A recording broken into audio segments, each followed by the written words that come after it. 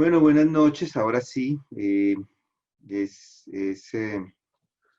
un gozo de poder estar otra vez con ustedes en estos estudios semanales, estos estudios que hacemos jueves y viernes. Y hoy, particularmente, queremos iniciar un nuevo estudio. Este nuevo estudio se llama Las 50 razones por las cuales nosotros creemos. Y es importante hacer mención para iniciar que este trabajo o este estudio es el trabajo de un hermano en el seminario, un maestro del seminario que me dio clase de apologética y de evangelismo, y en realidad él pues escribió un libro y vamos a ir a través de él. Es un libro que fue escrito como en el 2009, me parece. Y entonces vamos a tomar de allí, o voy a tomar de allí, las 50 razones. Entonces, si usted tiene un libro para esto, sería bueno que tomara un libro con hartas hojas, porque 50 razones son 50 razones. Hay que escribir, si está tomando apuntes, van a ser bastantes. Y la idea es que estos argumentos que nos presenta este maestro y que vamos a tratar de desarrollar semana a semana por estas semanas con las cuales empezamos hoy, son argumentos que nos van a ayudar a pensar mejor acerca de nuestra fe, qué es lo que nosotros creemos. Y estos argumentos no son necesariamente para ser usados en nuestra discusión con los incrédulos, porque por más que uno ponga todas las evidencias en las 50 evidencias o todas las evidencias que podamos encontrar acerca de la esperanza que existe en nuestro corazón acerca de la fe, eso en realidad no convierte a nadie. Un incrédulo no se convierte porque yo argumente a favor o en contra de su fe. Claro que a veces, Perdón. Ya lo quito. no te lo voy a dejar. Ok, perdón que es que mi esposa puso aquí al lado y entonces tengo como un eco de todo lo que yo digo, suena aquí mismo. El hecho es que, eh, ya, ahora sí. El hecho es que un incrédulo no va a creer por los argumentos que nosotros le demos acerca de nuestra fe. Él va a creer simplemente por el Evangelio. El Evangelio presentado con claridad. ¿Quién es Dios? ¿Quién es Jesucristo? ¿Quién es el hombre?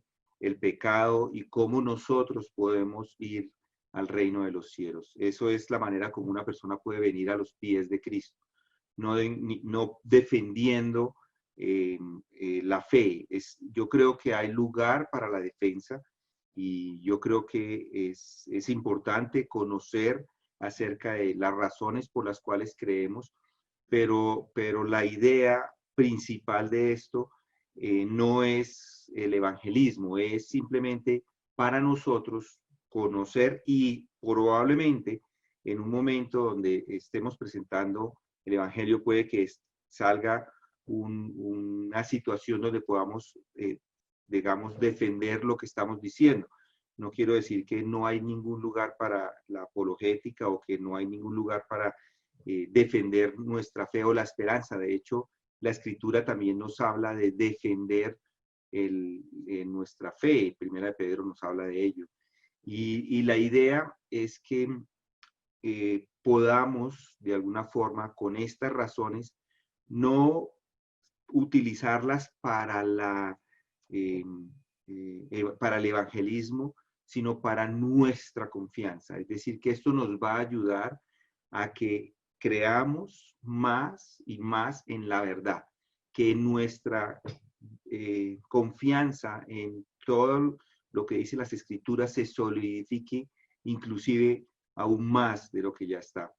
Que esa verdad que encontramos en las escrituras, que encontramos en el mundo, sea la verdad mía y yo me sienta y cada uno de ustedes se sienta con mucha mejor, digamos, confianza en todo el cristianismo. La verdad, esa palabra verdad, es la que podríamos decir describe de una mejor manera lo que es el cristianismo como todo. La cosmovisión cristiana está basada en esa palabra verdad. El mundo vive hoy día en medio de diferentes opiniones, diferentes perspectivas. Cada uno tiene su propia verdad, dicen algunos. Cada persona tiene puntos de vista diferentes, pero el cristianismo bíblico no es así. De hecho, el cristianismo bíblico es fijo y nunca cambia. Siempre ha sido así. Es una verdad objetiva, absoluta, y es una verdad que nunca cambia. Y esto lo encontramos tanto en las escrituras como en la realidad de la vida, es decir, todo lo que está afuera de nosotros, todo lo que está al exterior. El mensaje de salvación nunca cambia, es siempre el mismo.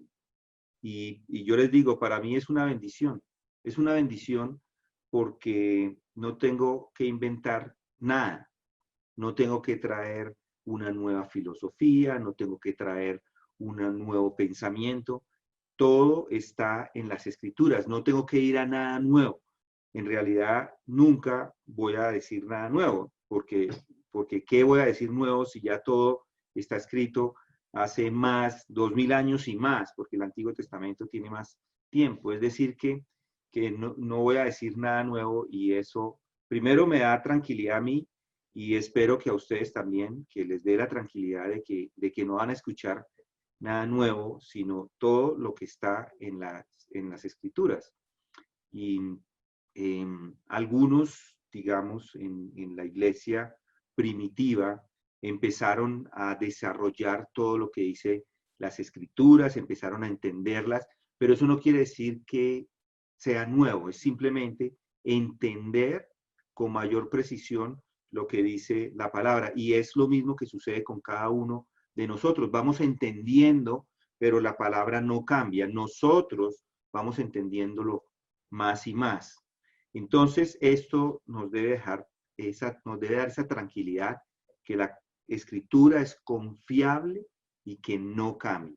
El evangelio es siempre el mismo. Tengo unos libros de filosofía, historia de la filosofía, y este libro este es el tomo 1, y va desde Sócrates arranca, y luego este es el tomo número 9, y este termina con Sastre y Camus y otros filósofos, y son 9 tomos, son una serie grande de libros, y estos libros cambian, es decir, que la filosofía es dinámica. Desde el momento que Sócrates puso sus primeros pensamientos, la filosofía fue cambiando y cada movimiento en el mundo va produciendo esos cambios.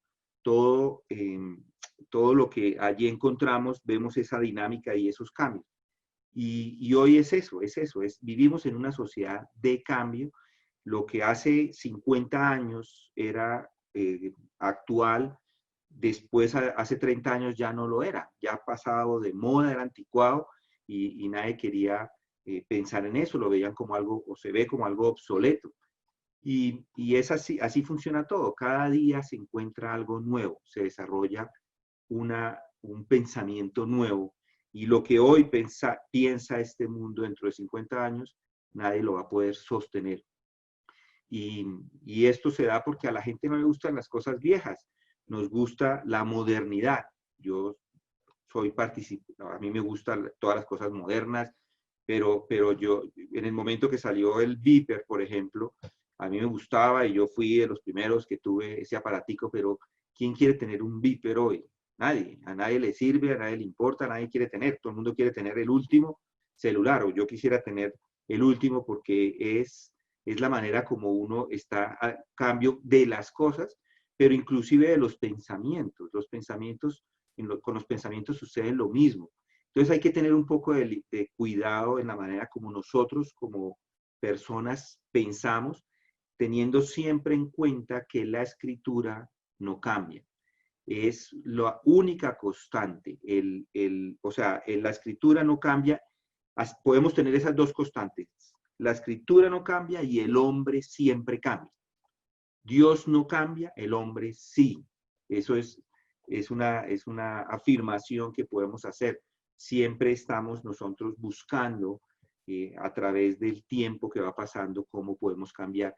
Y Dios, por el contrario, no. Dios, además, que a diferencia de los hombres, es finito y además todo lo que Él ha dicho en las Escrituras no contiene ningún error. Nunca se ha equivocado en nada. Él todo lo que sabe es correcto y controla además todo. Dios siempre es además consciente de sí mismo. Él no tiene por ningún lado confusión, ni es el autor del error, ni de la confusión, y todo su voluntad o toda su voluntad ha quedado escrita y nos ha quedado en la palabra, en la Biblia, y concuerda de manera perfecta con lo que es la realidad. Es decir, que nosotros confiamos plenamente en las Escrituras. Él fue el que dijo y se hizo. Él estableció lo que es verdad y lo que no es. Y la palabra de Dios está escrita para informarnos acerca de eso. Vemos en ella, por ejemplo, la perfección de Dios. Vemos que Dios además es consistente con todo lo que dice. Todos los hechos que encontramos dentro de las Escrituras son confiables. Podemos confiar en todo lo que las Escrituras dicen, de todas las afirmaciones que dicen, así sea en el área que sea, ya sea en la fe, ya sea en la práctica, en todo. Podemos confiar cuando habla de ciencia, cuando habla de historia, podemos confiar en todo lo que él está diciendo en las Escrituras. Podemos poner toda o descansar todo nuestro ser en las Escrituras. Un salmista dijo estas palabras: la suma de tu palabra es verdad y cada una de tus ordenanzas es eterna. Así es. La Biblia es perfecta y libre de errores y ha sido revelada por Dios mismo. Dios mismo no la ha revelado. Podemos entonces concluir con lo que acabo de decir, que Él es la autoridad. Él es la autoridad superior. Además, es el clímax de la verdad. Dios es el clímax de la verdad y su palabra que ha exhalado es la verdad. Entonces, si queremos buscar el entendimiento acerca de la verdad, acerca del universo, acerca de nuestra vida, de nuestro ser, de la persona, del hombre, ¿a dónde tenemos que ir? A las Escrituras. Así es. Allí vamos a encontrar todas las afirmaciones que son verdaderas y que nos hablan acerca de quién es Dios, de quién es Cristo, de quién es el hombre. Además, siempre, si hay alguien que nos habla acerca de la verdad, debemos ser como los de Berea. Hay que verificar cualquier afirmación con las Escrituras. Cualquier persona que nos hable de verdad, como sabemos que la verdad viene de las Escrituras, es a las Escrituras que vamos a ir a comparar lo que diga cualquier persona, ya sea yo, ya sea en los estudios que estamos realizando, en donde nos encontremos. Si hay un pastor popular que está sonando muchísimo y nos da porque queremos escucharlo, todo lo que él diga hay que compararlo con la verdad de las Escrituras, porque la verdad es ahí.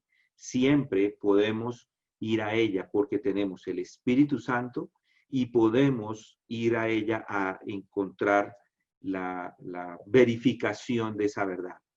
Entonces, lo que vamos a hacer en estos días, como les decía, es analizar estas verdades que encontramos allí, estas verdades que nos ayudan a solidificar nuestra fe y con ellas vamos a entender o a poder defender en su momento que estemos presentando, por ejemplo, el Evangelio, sin pensar que ellas son el instrumento para convertir a nadie. Yo le puedo decir a alguien, Dios se ha revelado en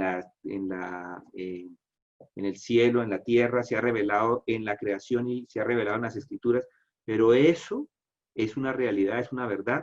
Yo lo creo y eso me ayuda a mí a creer más en Cristo, pero eso no convierte hasta que yo no le demuestro a una persona que es una pecadora, hasta que yo no le demuestro a una persona que Cristo es perfecto, hasta que yo no le muestro a una persona que hay una condenación por su pecado y que el único camino es Cristo, esas personas no pueden ser salvas porque ese es el mensaje del Evangelio.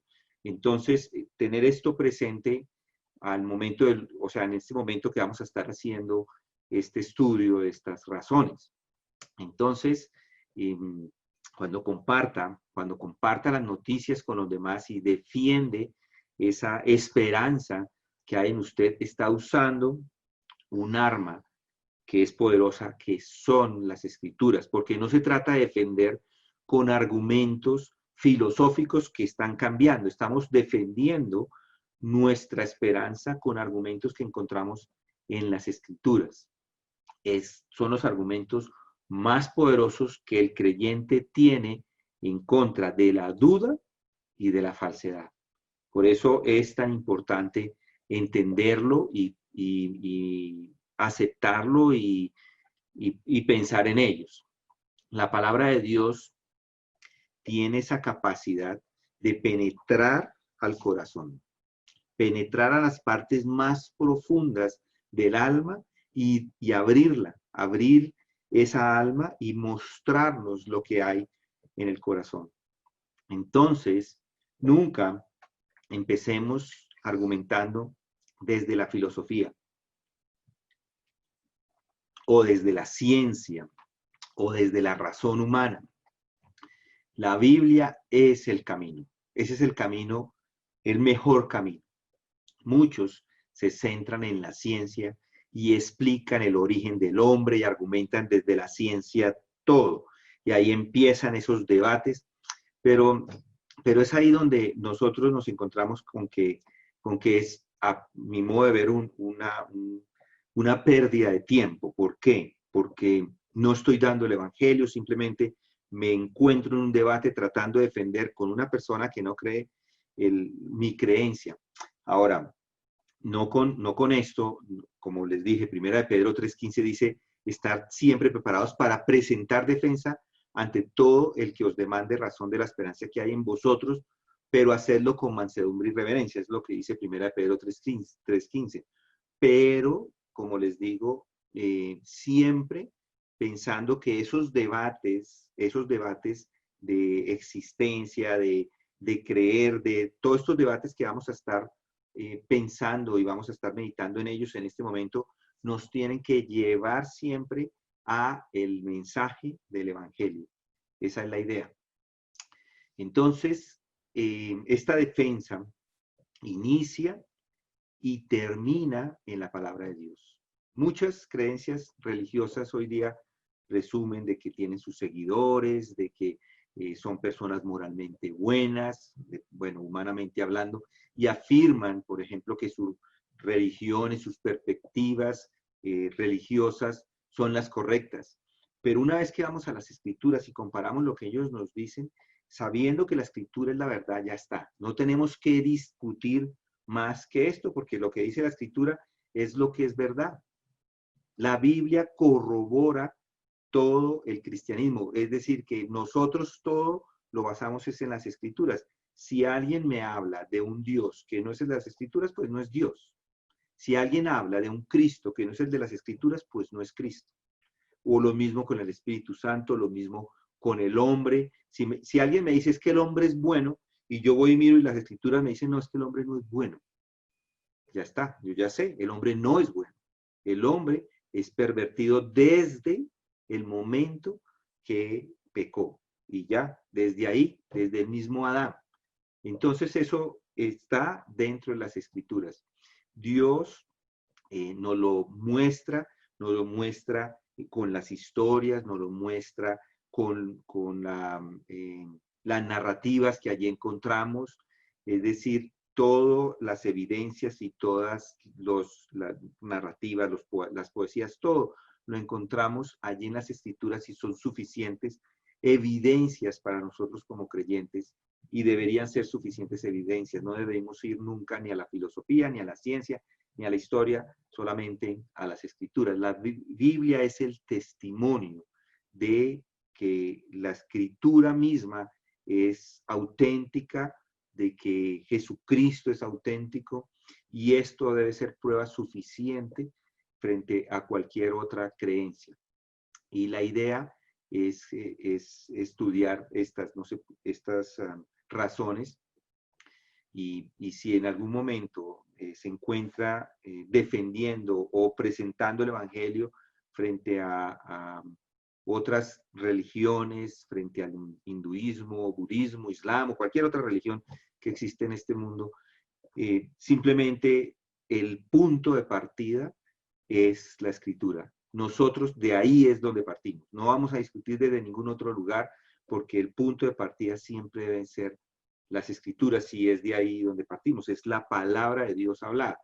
Entonces, con eso en mente vamos a estar estudiando 50 razones por las que creemos, 10 razones por las que creemos en Dios, 20 razones por las que creemos en las escrituras y 20 razones por las que creemos en Jesús. Son un grupito bastante de razones que yo espero que después de esto quede en nuestro corazón ese sentimiento de haber crecido en nuestra fe, de haber crecido porque hemos visto las razones por las cuales nosotros ya creemos. Simplemente son afirmaciones. Hay un hombre, un filósofo, Friedrich Nietzsche, dijo, Dios está muerto. Dios está muerto. Y esto ha causado una impresión gigantesca y yo diría que imborrable en nuestra sociedad. Y este Nietzsche no quiso decir con esta frase que Dios está muerto, que es lo que él quiere decir, es que no que Dios murió en el sentido de que ya lo sepultaron y se murió, no, sino que según los avances de la filosofía, los avances en el mundo, como se han dado esos avances de ciencia, filosofía y todo esto, entonces el hecho de que Dios exista ya es algo que no se puede sostener, esa idea no se puede sostener, es como él decía, ya no los individuos ya no creen, la inteligencia de los individuos para él ha aumentado de una manera que ya las personas ya no creen en Dios. Pero si nosotros analizamos sus conclusiones, lo que él dice, y no solamente él, en realidad muchas personas, inclusive muchos filósofos tomaron de ahí y abrieron y crearon como toda esa nueva filosofía, pero ni siquiera él, por más de que él diga de que Dios está muerto, es increíble, porque la Biblia nos ofrece razones creíbles para nuestra fe, para creer en la existencia de nuestro Dios. La respuesta a que Dios está, digamos, vivo, es sí, no está muerto, es un Dios vivo, es un Dios que es vivo todavía en estos momentos, en este momento de la historia. Ellos pueden negar su existencia. Muchas personas pueden negarlo. De hecho, pueden ser los nombres más nombrados, pueden ser el que uno quiera poner ahí, que diga, no, es que Dios no existe. Ahora este hombre, este científico que murió no hace mucho en su silla de ruedas y todo, él decía que Dios no existía. Y no con solo decirlos, una persona con solo decir que Dios no existe, ya nos afirma las Escrituras. ¿Por qué? Porque dice las Escrituras, Romanos 1:22, que los que afirman ser sabios se vuelven necios. Y el necio dice en su corazón, no hay Dios. Ya está. Ellos son necios, simplemente.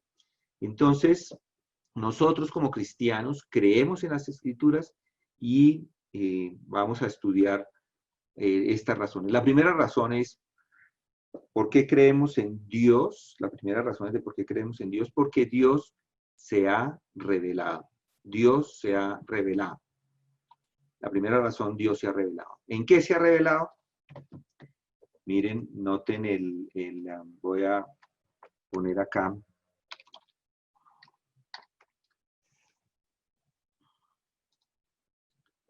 Dios se ha revelado.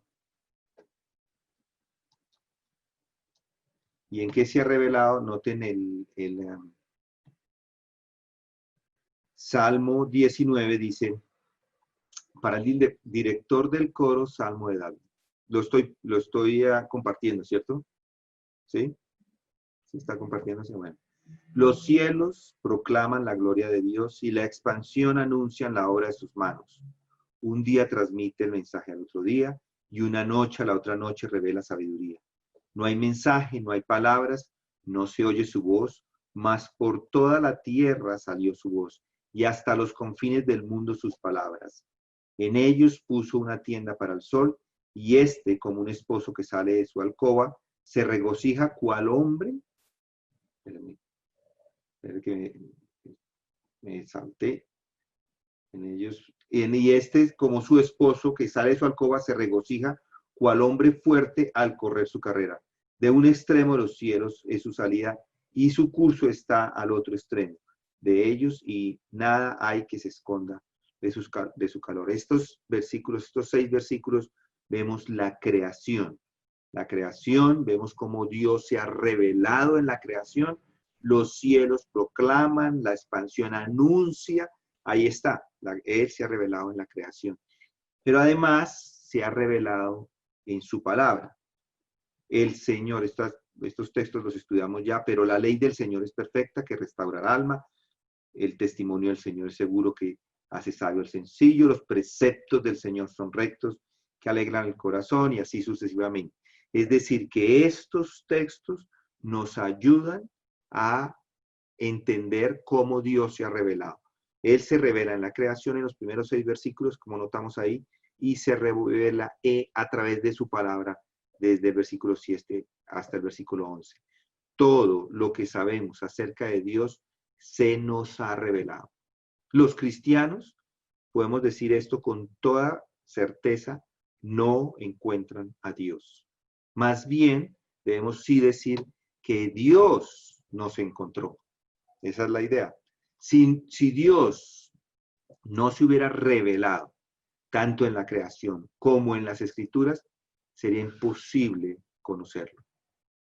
Dios se ha revelado y ha revelado ciertas cosas acerca de sí mismo en el mundo natural, pero además se ha revelado por medio de la conciencia. Es decir, que todo lo que vemos, las estrellas y todo, nos muestra que Dios es un Dios creador, que es un Dios que podemos ver, que es un Dios poderoso. Podemos ver muchos atributos de Dios en la creación, y al mismo tiempo, cuando vamos a Romanos nos habla que Él se ha revelado también en nuestra conciencia, como podemos ver que nuestra conciencia, por ejemplo, nos funciona como legislador y funciona como juez. Entonces, toda esta revelación es la que los teólogos llaman la revelación general, tanto la conciencia como la revelación de todo el universo, de todo el mundo, digámoslo así. Pero esa revelación que está disponible para todo el mundo no basta. No basta para que una persona entienda más acerca de Dios. Es cierto que nadie puede negar a la existencia de Dios, simplemente es por su propia voluntad que así lo deciden, pero nadie puede negar la existencia de Dios porque es claramente evidente en lo que vemos alrededor de nosotros. Sin embargo, Él se revela inclusive aún más en detalle, y esa revelación en detalle podemos, o los teólogos la llaman la revelación especial. La revelación especial es la Escritura, la Biblia. La Biblia es la palabra escrita de Dios, y parte de esa revelación escrita es Jesucristo, que es la palabra de Dios encarnada. Entonces, todo lo que dice Jesucristo acerca de Dios, todo lo que vemos acerca de Jesucristo es una revelación del mismo Dios Padre. Juan 1:1 nos lo dice. Entonces, tanto las Escrituras como su Hijo nos revelan de una manera detallada y personal quién es Dios. Y piensen en esto, si Él no lo hubiera hecho, no tendríamos forma de saber quién es Dios o qué espera Dios de nosotros. Dios en las Escrituras dice que ha existido desde siempre, que es eterno. En el principio Dios creó los cielos y la tierra, Génesis 1:1, que es un Dios vivo y que es Señor, segunda de Samuel 22:47, primera de Reyes 8:60. Entonces la Biblia nos dice que Dios, además de ser Señor, de ser el Creador, es el gobernante que sostiene todo el universo, Nehemías 9:6, que es personal, por ejemplo, Éxodo 3:14 y 15, que es inteligente, Salmo 147:5, que tiene cada una de sus acciones tiene un propósito, Efesios 3:11. A diferencia de su creación, Él es eterno, ha existido de siempre, es inmutable en su carácter, Malaquías 3:6, en todo está presente, en todas partes, nos dice Salmos 139:7-10. Él lo sabe todo, es todo bueno, es todopoderoso, es perfecto, justo, es verdadero, es amoroso y santo, y todo esto lo encontramos en las Escrituras. Si nosotros no tuviéramos las Escrituras, eso no lo sabríamos. No sabríamos acerca de su verdad, no sabríamos acerca de su santidad, de su amor, porque la creación no nos revela eso. No vemos la santidad de Dios en la creación. La santidad de Dios la vemos en las Escrituras. Entonces Dios se ha revelado a nosotros por medio de su Hijo. El apóstol Juan lo dijo: nadie ha visto jamás a Dios. El unigénito Hijo, el unigénito Dios que está en el seno del Padre, Él le ha dado a conocer. Así es. El autor de Hebreos también lo dice: Dios, habiendo hablado hace mucho tiempo, en muchas maneras y ocasiones, a los padres por los profetas, en estos últimos días nos ha hablado por su Hijo, a quien constituyó heredero de todas las cosas, por medio de quien hizo también el universo. Él es el resplandor de su gloria y la expresión exacta de su naturaleza, y sostiene todas las cosas por el poder de su palabra. Después de llevar a cabo la purificación de los pecados, se sentó a la diestra de la majestad de las alturas. Eso está en Hebreos 1:1-3. Entonces, la palabra de Dios encarnada es Jesucristo. Cuando Él habló, todo lo que Él dijo es parte de su revelación. Dios se reveló de una manera que la gente podía, o ahora nosotros podemos ver, oír y tocar. Lo que existía desde el principio, lo que hemos oído, lo que hemos visto, dice Primera de Juan el apóstol, con lo que hemos visto con nuestros ojos, lo que hemos contemplado y lo hemos palpado con nuestras manos acerca del verbo de vida, pues la vida fue manifestada y nosotros la hemos visto y damos testimonio y os anunciamos la vida eterna, la cual estaba con el Padre y se nos manifestó. Eso dice Juan. Lo que hemos visto y oído, os proclamamos también a vosotros, para que también vosotros tengáis comunión con nosotros. Y la verdad, y en verdad, nuestra comunión es con el Padre y con Jesucristo, su Hijo. Entonces Dios se ha revelado en la creación y se ha revelado en las Escrituras. Por eso creemos, porque Él nos ha mostrado. Entonces, esa sería nuestra primera razón. La segunda razón, hoy vamos a ver solamente 20. No, vamos a ver apenas un par porque la hora ya se está yendo. Solamente vamos a ver algunas, tal vez, vamos a ver cuántas llegamos, pero pensemos ahora en otra. La segunda es porque Dios es creador. Dios es creador. Y todo el universo apunta a un creador.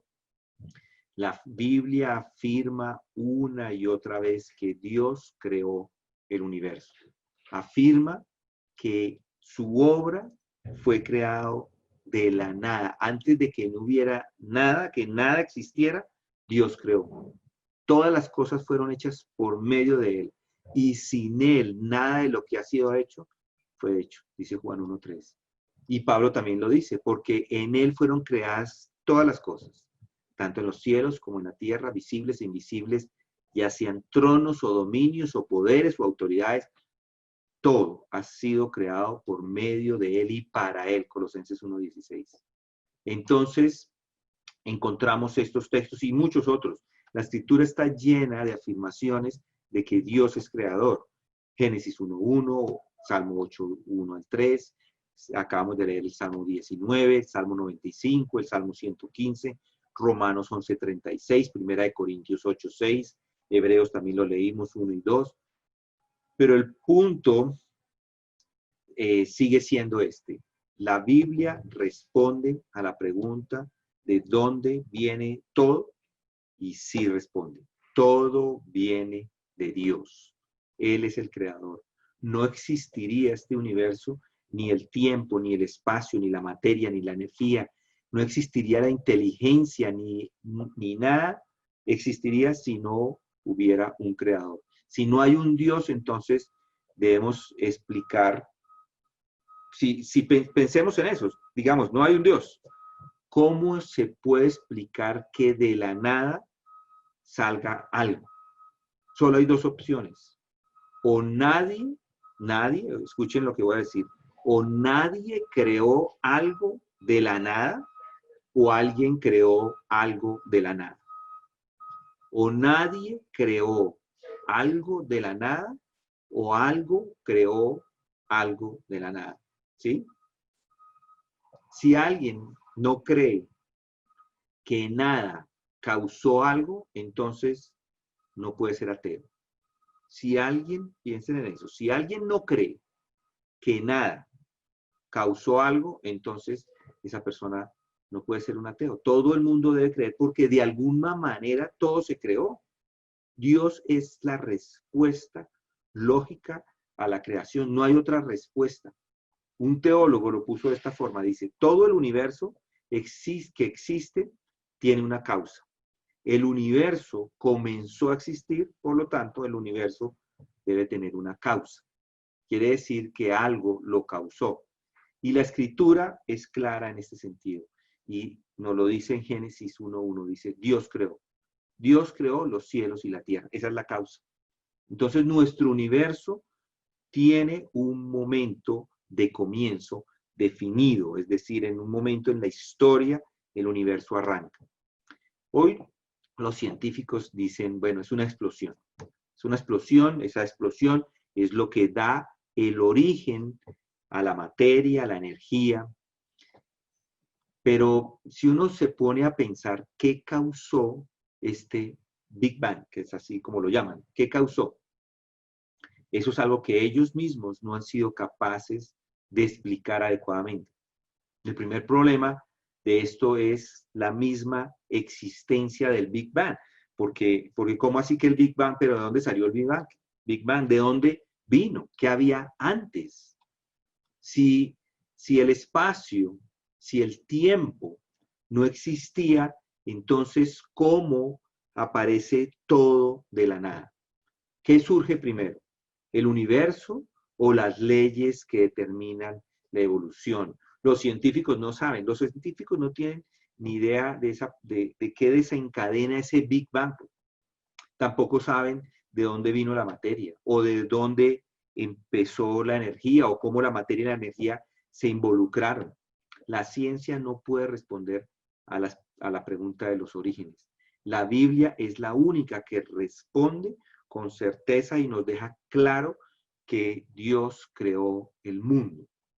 Las palabras de Génesis 1:1 son claras, son precisas, son concisas. No es una composición, no es ni siquiera una poesía humana. Explican aquello que no se puede explicar.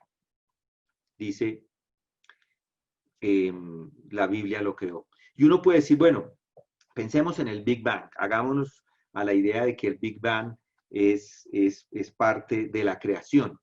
Bueno, Dios habló y Bing dijo algo y Bang fue creado. Así fue. Es decir, Dios creó todo. Él habló y todo fue creado. Piensen en Zoom, lo que estamos haciendo en este momento, en la computadora, el Internet, lo estamos haciendo ahora. Esto está saliendo por el Internet.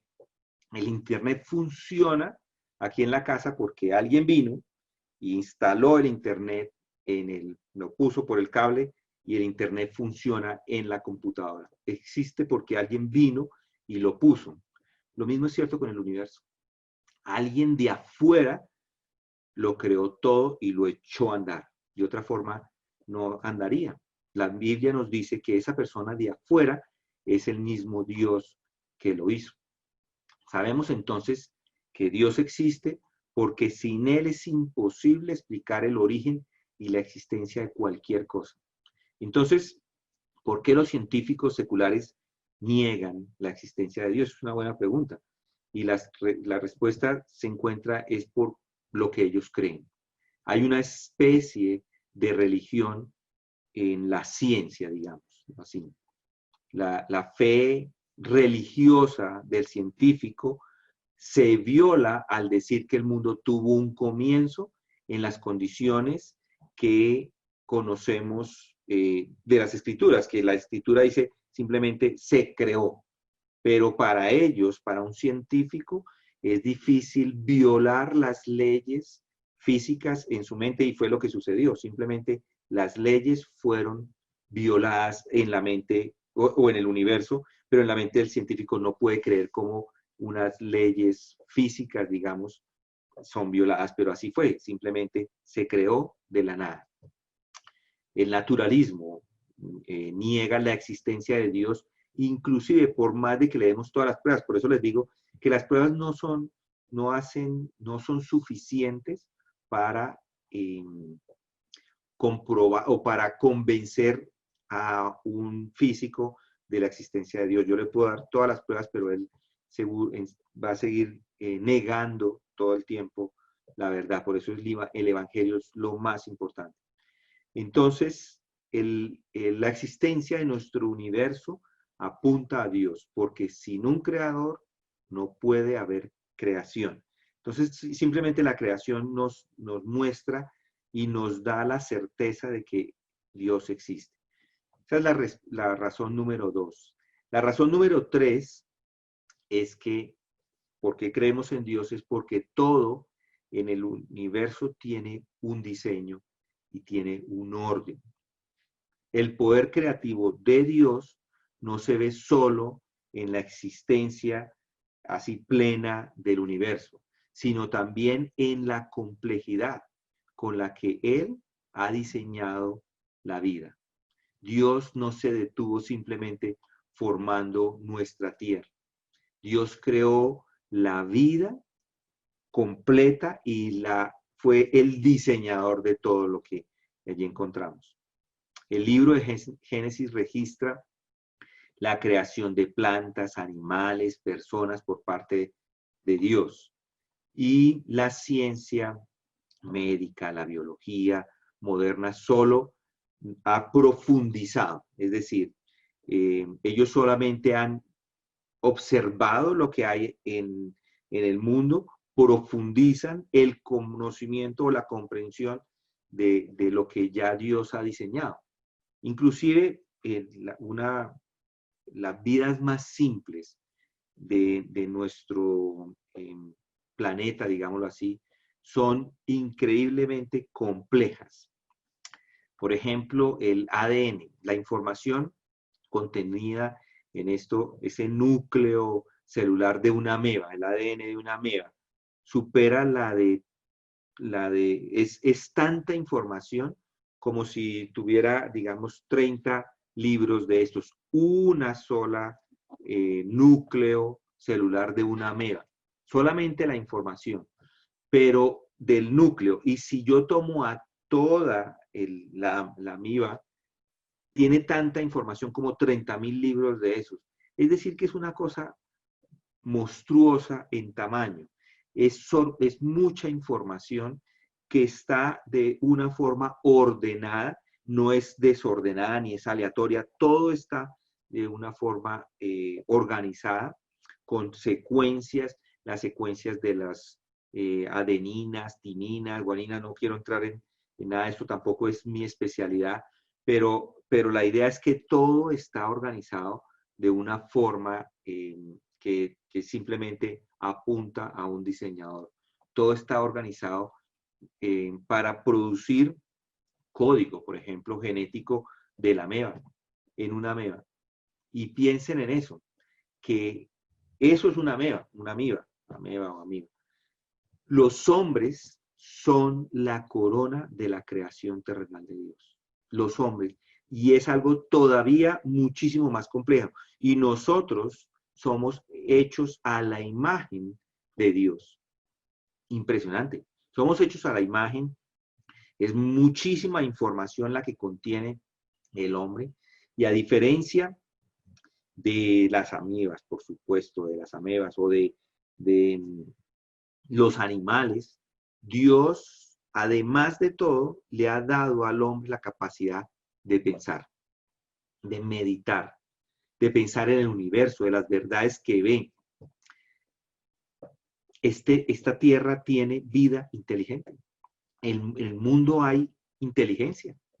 Hay una especie de vida que no solo vive, sino que piensa. Ese pensamiento nos debería dar la tranquilidad de creer debería ser suficiente. Encontramos que el hombre es un pensador. Es la única especie que piensa en realidad. Entonces, ¿cómo podría, otra vez, vuelvo a la misma pregunta, cómo podría la nada, lo que no es nada, producir una vida que puede reflexionar sobre la materia, puede estudiar, por ejemplo, todo el ADN de una ameba, puede entender cosas? Entonces, cualquier persona que esté hoy día usando su capacidad racional para desafiar la existencia de Dios, eso ahí mismo nos prueba que en realidad Dios existe. Porque el hecho de que una persona pueda pensar ya nos muestra que Dios de una forma organizada ha creado este universo. La meditación, el pensar, la inteligencia testifica que Dios es un Dios creador y un creador que ha diseñado todo de esa forma. Los ateos pueden decir o argumentar que ningún diseñador es necesario, que todo el universo, incluyendo la vida compleja que tenemos aquí en la Tierra, es producto de mecanismos naturales o al azar o la selección natural, pero eso es contrario a la evidencia. Inclusive muchos científicos hoy día no son ni siquiera creyentes de la evolución, ya no lo creen porque ya ven en realidad que esto no se dio de esa forma. Alguien dijo que los organismos muestran las señas de la identidad de los sistemas de alta tecnología, de ingeniería inteligente, de sistemas de clasificación, de autorregulación. Es decir, que todo lo que inclusive conocemos hoy día en la ciencia, todo viene de uno mismo analizar lo que ya está en las pequeñas, digamos, creaciones de Dios. Hoy los científicos, como les dije, ya condenan o rechazan la teoría de la evolución. Después de estudiar ampliamente esas teorías de Darwin y empiezan a compararlas, por ejemplo, con el cuerpo humano y se concluye, no hay hechos concluyentes, dice dice un médico que se llama Geoffrey Simons, dice, no hay hechos concluyentes que apoyen de manera confiable las teorías de Darwin. Sin embargo, hay millones de hechos que en realidad las confrontan o las desafían. Algunas personas simplemente pueden tener un poco de dificultad para aceptar que hay un diseñador, pero no hay otra explicación alternativa para el diseño y la complejidad del cuerpo humano. No existe. Esa información del ADN, este tema de las proteínas es una evidencia fuerte de que hay un diseñador. El hombre puede, sí, intentar buscar ahora la cura para el coronavirus y hacer todo tratando de encontrar esto, pero eso simplemente nos muestra que hay un diseñador porque todo está organizado y la manera como ellos hacen todo es porque está organizado, es todo ordenado y pueden basar todo lo que están haciendo porque todo está organizado. Si fuera todo aleatorio, si fuera todo desorden, sería imposible sacar una vacuna. Bill Gates ha comparado la información del ADN con un programa de software muy complejo, que el programa de software más complejo que los humanos hayan desarrollado. Y hay programas de software súper complejos, es decir, que en realidad es algo complejo pero organizado. Y pensemos en eso, nunca podríamos llegar a la conclusión entonces de que, por ejemplo, el Microsoft Word o el Excel o lo que nosotros usamos, Outlook o lo que sea, o hoy día el Zoom, nadie puede decir que eso salió de la nada. Tiene que haber un diseñador. Y por eso es que cuando vemos el diseño de este mundo, simplemente podemos afirmar, hay un diseñador.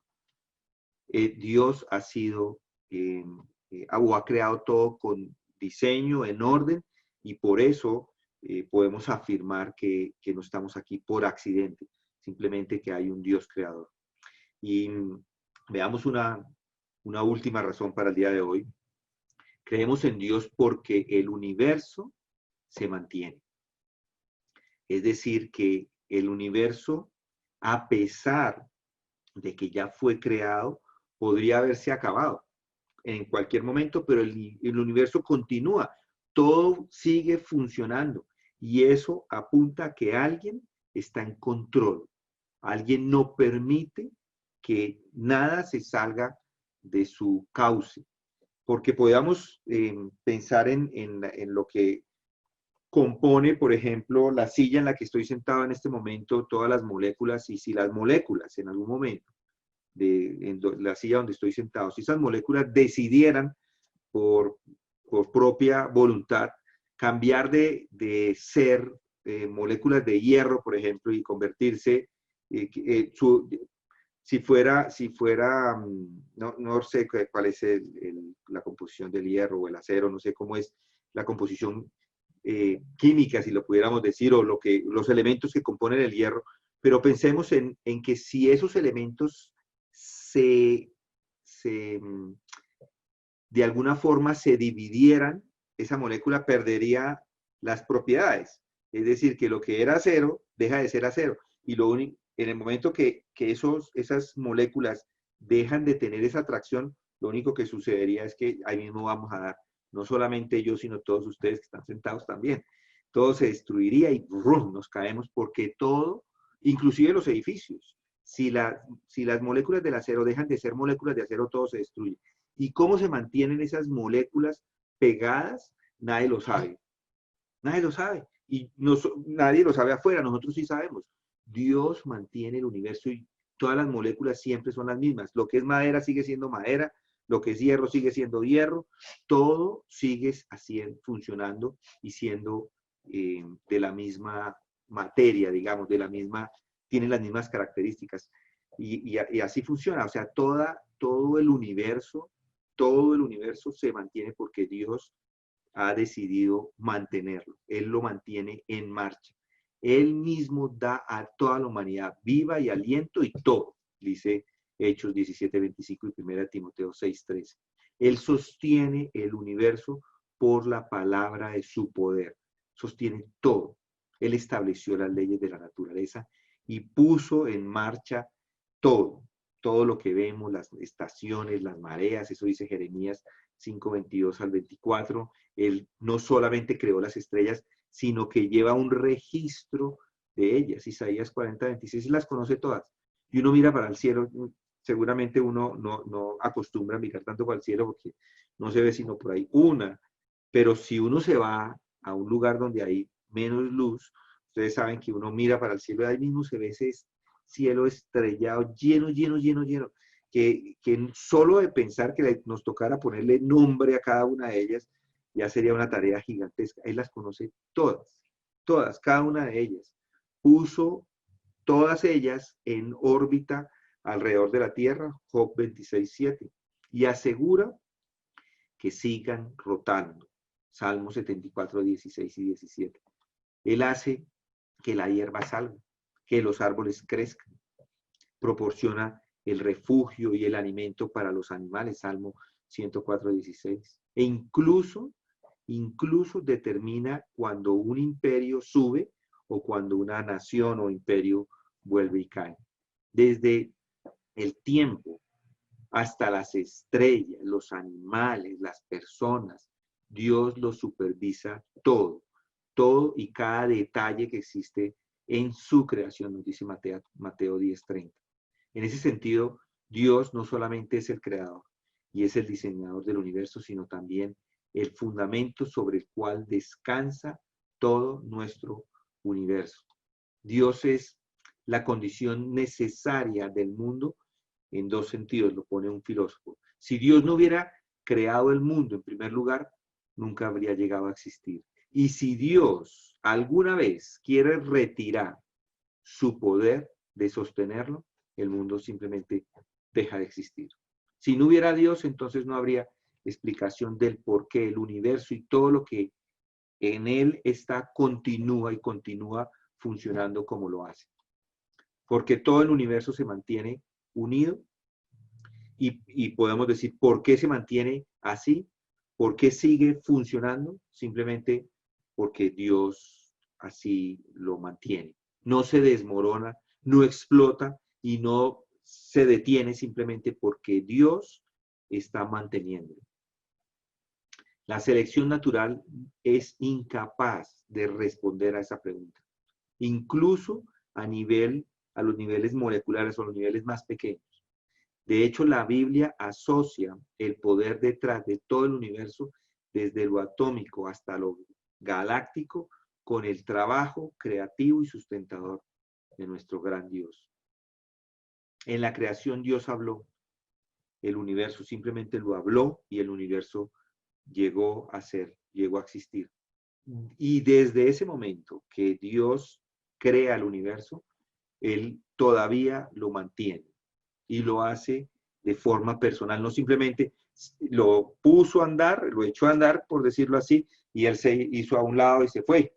No, no, Él lo puso a andar y Él lo mantiene andando en este momento. Aunque todo fue creado de forma perfecta, la Biblia también nos explica que la humanidad se rebeló contra Dios y lo que provoca esto es que también la creación sea maldecida.